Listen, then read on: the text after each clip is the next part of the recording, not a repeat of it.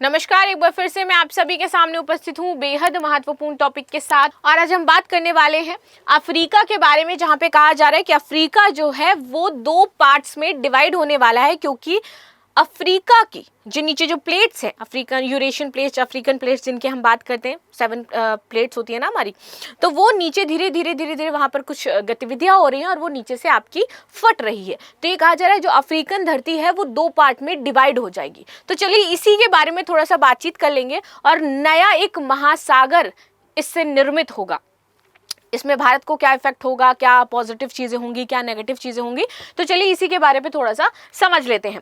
तो साउथ स्टेम्पटन विश्वविद्यालय के वैज्ञानिकों ने पाया है कि अफ्रीका का देश इथोपिया के जो अफार क्षेत्र है, इसमें जमीन के नीचे एक रहस्यमयी और दिल की धड़कन जैसी नियमित भूगर्भीय गतिविधियां हो रही हैं।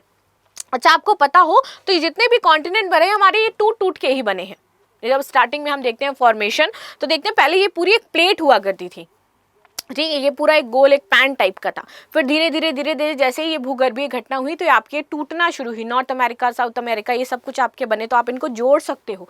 पूरा ये एक पजल जैसा है, आपका जुड़ जाएगा। इससे ये पता चलता है कि भैया ये जो पहले हुआ करता था पूरा एक क्षेत्र था, फिर धीरे धीरे टूटा, फिर उसके बीच में आप देखोगे समुद्र का निर्माण हुआ। तो ऐसे ऐसे करके पूरी गतिविधियां हुई, लेकिन इसमें लाखों करोड़ों वर्ष लगे ये पूरा फॉर्मेशन होने में, राइट।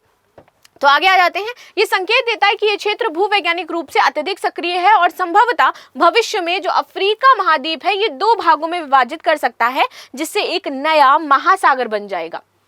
ये देखिए, ये पूरा इथोपिया, और ये यहाँ से ऐसे टूटने की बात कही जा रही है कि यहाँ से ऐसे करके टूट सकता है इस तरीके से, और फिर यहाँ पे एक नया महासागर आपको बनता हुआ दिखाई देगा। भूगर्भीय हलचल की प्रकृति। अफार क्षेत्र के नीचे स्थित मेंटल प्लूम में निकलने वाला पिघला हुआ मैग्मा सतह की ओर जोर डाल रहा था। ये दबाव धक-धक की लयबद्ध ध्वनि की तरह महसूस हो रहा है, जिसे वैज्ञानिकों ने हृदय सदृश भूगर्भीय धड़कन कहा है कि ये जो धड़कन है ये हृदय सदृश भूगर्भीय धड़कन है, और इसकी वजह से ऐसा लग रहा है कि धीरे धीरे ये भी आपका डिवाइड हो जाएगा। ये दबाव टेक्टोनिक प्लेटों को एक दूसरे से अलग कर रहा है, और नीचे आपकी टेक्टोनिक प्लेट्स आती है ना, उनको ये अलग कर रहा है, और ये महाद्वीपीय विभाजन का कारण बनेगा।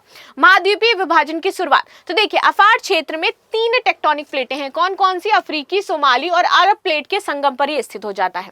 इन प्लेटों को धीरे धीरे दूर खिसकाने से जमीन खिंचती है और पतली होती जा रही है। यह प्रक्रिया रिफ्टिंग कहलाती है, जो अंततः महाद्वीपों को 2 भागों में बांट देती है।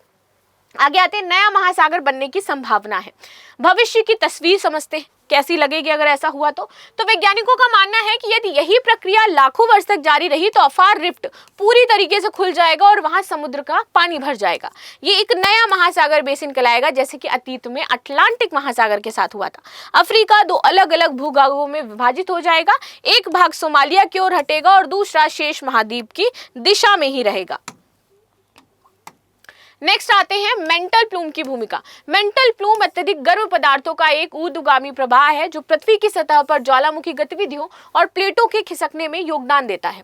ये प्लूम जहां सबसे अधिक केंद्रित होता है, वहीं टेक्टोनिक प्लेटें सबसे पतली होती हैं और वहीं सबसे अधिक क्रैंकिंग दरारें होती हैं। रिसर्च की प्रक्रिया क्या कहती है? तो देखो, डेटा संग्रह और विश्लेषण। अफार और मेन इथोपियन रिफ्ट क्षेत्र में 130 से अधिक ज्वालामुखी चट्टानों के नमूने लिए गए। इन नमूनों का उपयोग कर भूगर्भीय जो गतिविधियां हैं, इनकी समय अवधि, तीव्रता और रासायनिक संरचना का विश्लेषण किया गया।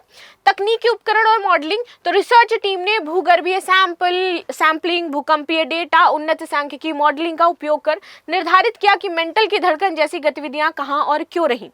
ये मॉडल यह भी बताता है कि कौन से क्षेत्र पहले विभाजित होंगे और किन क्षेत्रों में महासागर सबसे पहले बनेगा। तो ये सारी चीजें इससे पता चल रही हैं। वैज्ञानिक निष्कर्ष। डेविड कीर, जो इसकी सह लेखक हो जाते हैं, उनका कहना है कि ये गतिविधि ना सिर्फ महाद्वीपीय विखंडन को समझने में मदद करती है, बल्कि ये बताती है कि सतह पर जो मौजूद ज्वालामुखी हैं और जो गहराई में चल रही मेंटल प्रक्रिया है उसमें सीधा संबंध होता है। यह प्राकृतिक प्रयोगशाला है एक तरीके की, और जो पृथ्वी के गहरे भूगर्भीय रहस्यों को उजागर कर रही है। निष्कर्ष और भविष्य की कल्पना। ये प्रक्रिया अत्यंत धीमी है और इसका पूरा प्रभाव दिखने में लगभग 50 लाख से 10 करोड़ वर्ष तक का समय लग सकता है। अब लग रहा होगा क्या मेरे को उल्लू बना दिया ना आज मैम आपने। नो, मैंने ऐसे कोई उल्लू नहीं बनाया। मैंने स्टार्टिंग में बोला था भाई कि देखो इसको करोड़ों वर्ष लगते हैं, तो इन्होंने माना है कि ये प्रक्रिया पूरा होने में लगभग 50 लाख का समय लग जाएगा। तब तक हम और आप होंगे नहीं, तो अभी ये जैसा अफ्रीका है वैसे ही रहने वाला है। खैर, लेकिन इसके प्रभाव बहुआयामी होंगे, जैसे कि अफ्रीका का नया भौगोलिक रूप होगा, नया महासागर बनेगा, वैश्विक समुद्री में बदलाव होगा, ज्वालामुखी और भूकंप क्षेत्रों का पुनः निर्धारण होगा।